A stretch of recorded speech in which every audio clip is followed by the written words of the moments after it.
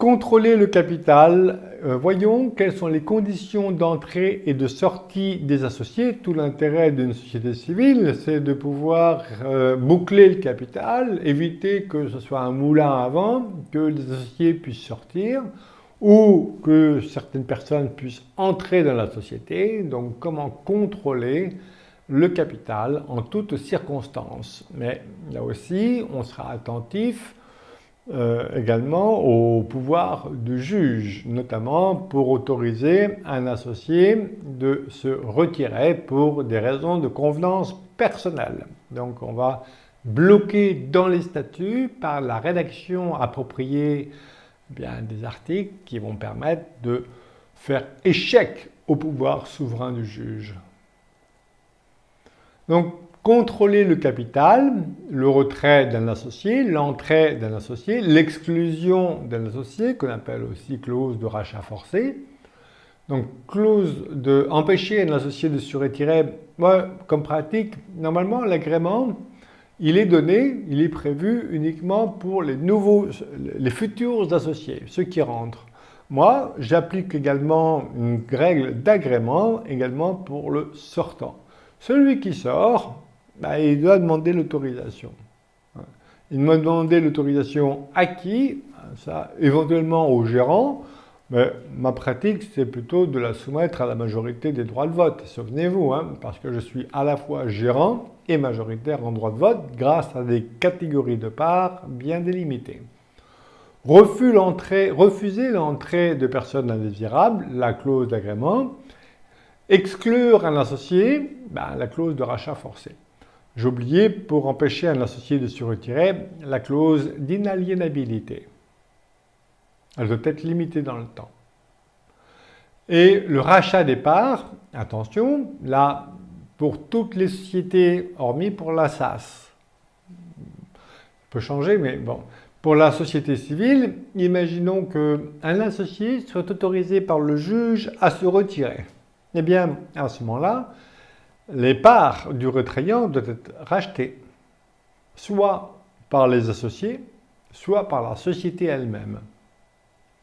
Et il y a tout intérêt dans les statuts, à préciser les modalités du prix de rachat des parts.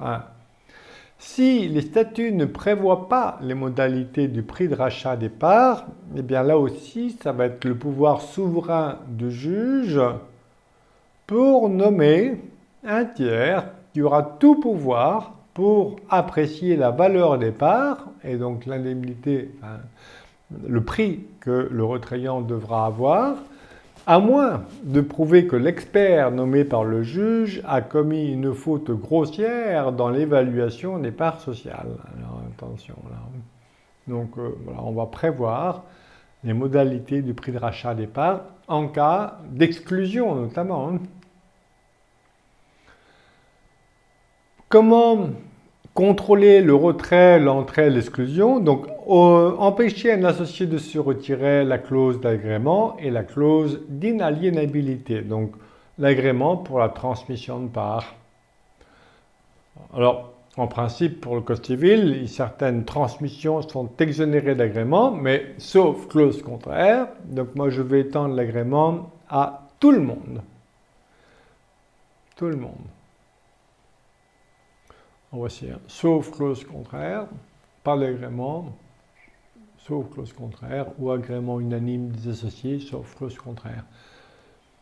Autorisation de retrait judiciaire, voilà, 1869 alinéa 1 du Code civil, sans préjudice du droit de tiers, l'associé peut se retirer totalement ou partiellement de la société dans les conditions prévues dans les statuts, ou par une décision unanime. Et le retrait peut être également autorisé pour juste motif par une décision de justice. Le juste motif, la libre appréciation du juge. Alors, je prévois l'intervention du juge. Par exemple, l'autorisation, les clauses d'inaliénabilité. Je vais renforcer les clauses d'agrément, bien sûr, par des clauses d'inaliénabilité. C'est plus fort que des clauses d'agrément, notamment pour sortir. Alors, ne constitue pas de juste motif de retrait pour certains juges, puisque c'est le pouvoir souverain ici, des raisons de convenance personnelle ne constituent pas de juste motif de retrait. Les raisons de convenance personnelle constituent aussi de justes motifs de retrait pour d'autres juges. Donc dans les statuts, je vais écrire, j'ai un paragraphe auparavant, avant de préambule, qui dit que les raisons de convenance personnelle ne constituent pas de justes motifs de retrait, que c'est l'intérêt social, l'intérêt commun qui prime sur les intérêts personnels. Je raconte et je délaye l'histoire. Alors, les relations difficiles entre associés ne constituent pas de justes motifs de retrait. On va voir que la mésentente, il y a un article du Code civil, je ne sais plus lequel, la mésentente entre associés peut conduire le juge à prononcer la dissolution de la société, mais à la seule condition que cette mésentente paralyse le fonctionnement de la société. Si la mésentente ne paralyse pas le fonctionnement de la société, le juge ne pourra pas prononcer la dissolution de la société. Alors la perte de l'affectio societatis ne constitue pas un juste motif de dissolution, sauf en cas de mésentente qui paralyse le fonctionnement de la société.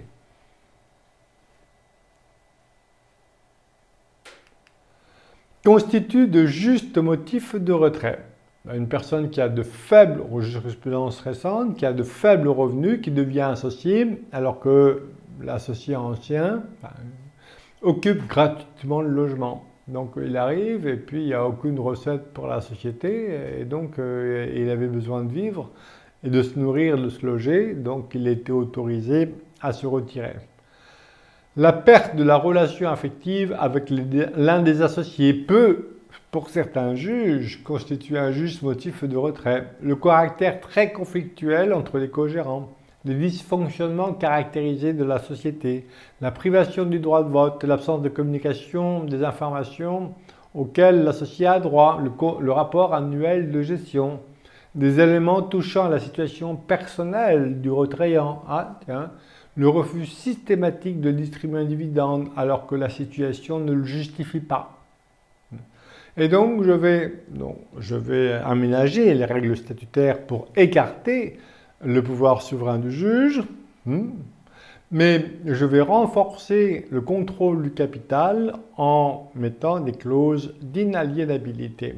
Et selon la jurisprudence, la clause d'inaliénabilité du 901 du Code civil est totalement applicable pour la société civile dès lors que la clause d'inaliénabilité est limitée dans le temps et elle est justifiée par un intérêt sérieux et légitime. Mais la jurisprudence s'est prononcée à plusieurs reprises en disant que l'avis, par exemple, du donateur, puisqu'il s'agit ici des délibéralités, est une clause justifiée limitée dans le temps. Dans la société civile, on pourra dire aussi, pendant la durée des fondateurs de la société. Vous voyez, je crée des catégories d'associés. Fondateurs, gouverneurs, on va les appeler comme on veut, en fonction des circonstances. Et puis, on va mettre des clauses d'inaliénabilité qui seront limitées à l'avis, en fait, des dirigeants de la société. La SAS, la clause d'inaliénabilité est prévue par le Code du commerce pour la SAS, mais elle ne doit pas être supérieure à 10 ans. Refuser l'entrée de personnes indésirables, des clauses d'agrément. Donc l'agrément non seulement pour les sortants, pour ceux qui veulent se retirer, plus une clause d'inaliénabilité, mais en principe, la clause d'agrément visée par le Code civil vise essentiellement les entrants. Et je vais étendre, moi, l'agrément aux cédants et aux cessionnaires. Alors, je vous ai mis un exemple de clause, ici, en italique, c'est les exemples de clauses. Clause d'agrément et cession non agréée de part, seuls les associés dont le consentement est requis pour la cession et la société peuvent invoquer la clause d'agrément. Nulle autre personne ne peut invoquer l'agrément.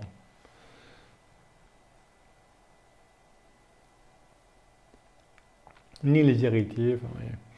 Alors, quelle est la sanction de la violation d'une clause d'agrément? Nullité ou inopposabilité? Ben, ça ne peut pas être la nullité parce que, en principe, hein, ben, il n'y a pas de nullité sans texte. On peut rien interdire, donc c'est autorisé, de prévoir la nullité dans les statuts. Je le mets.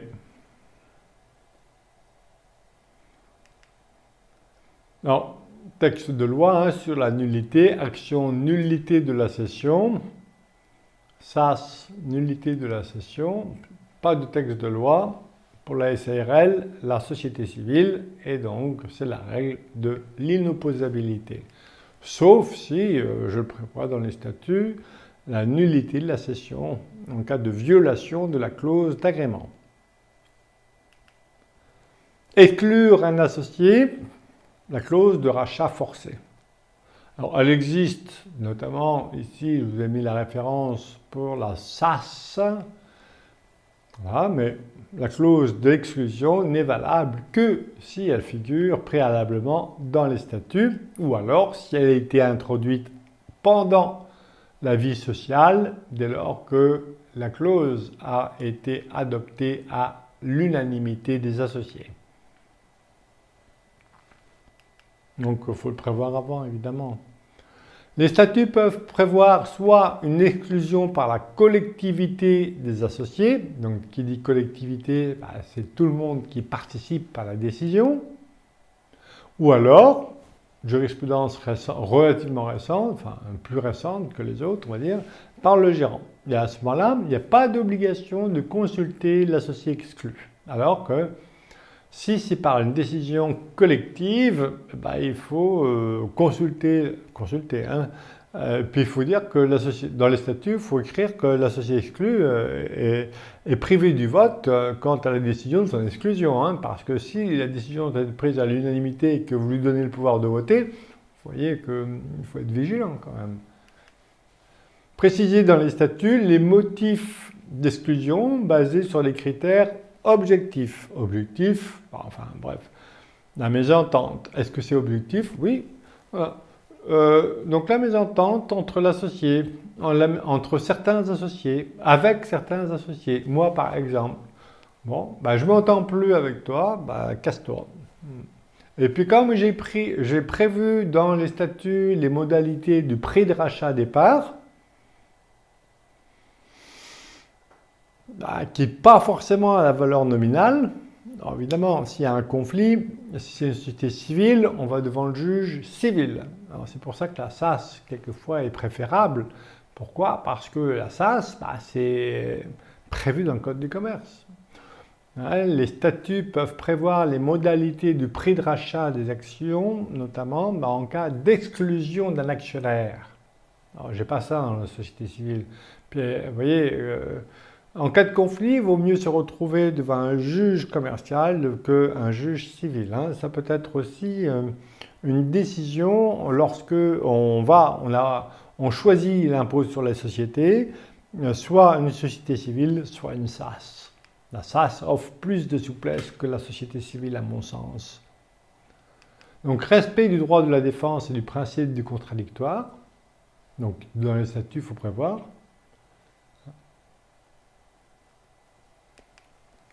Rachat des parts. Donc les modalités précisées dans les statuts, les modalités du prix de rachat des parts, notamment en cas d'exclusion. Voilà. Ou quand l'associé est autorisé à se retirer. On peut avoir des modalités de prix de rachat différents. Voilà.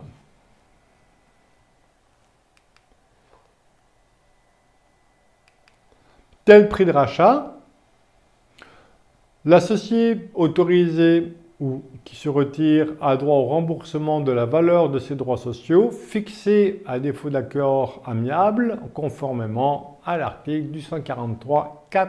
Et voilà, donc depuis 2014, révolution, puisque avant c'était le pouvoir souverain du juge, la valeur du prix de cession ou de rachat de droits sociaux est déterminée en cas de constatation par un expert sans recours possible, ou alors c'est prévu dans les statuts. Voilà. Et l'expert, sans recours possible bien sûr, mais l'expert, il est tenu de se référer aux modalités précisées dans les statuts. Si les modalités ne sont pas précisées dans les statuts, l'expert a le pouvoir souverain, à moins de démontrer que l'expert a pété les plombs, qu'il a commis une faute grossière dans son évaluation. Donc on va préciser les modalités de calcul de la valeur départ. Un exemple.